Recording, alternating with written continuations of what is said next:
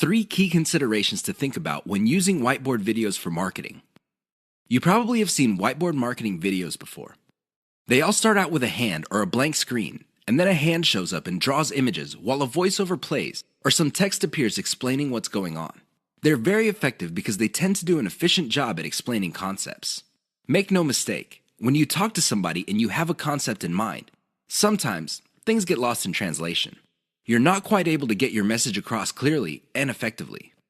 When you pair that with images, it's much easier for things to click in the minds of people you're trying to convince. Remember, at the end of the day, you want them to reach into their pockets, whip out their wallets, take out their credit cards, fill out an online form, and send you money. That's the bottom line. That's the name of the game. There's no shame in that game. Whiteboard animation can be an effective tool in making that happen.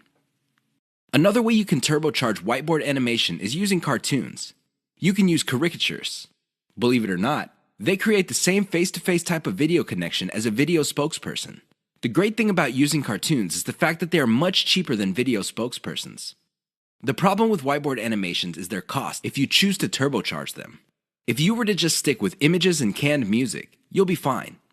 You probably would be cranking out tons of these videos for a few bucks a pop, if that. That's how cheap they are to make.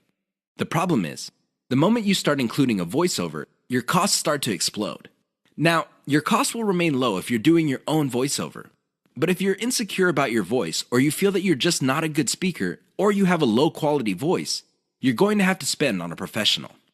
These people are not cheap. They charge per 100 words, and it can get very expensive if you have tons of whiteboard videos. Whiteboard videos that are just made with images and diagrams are cheap to create, just like slideshows. But the moment you include voice, all bets are off. Keep that in mind.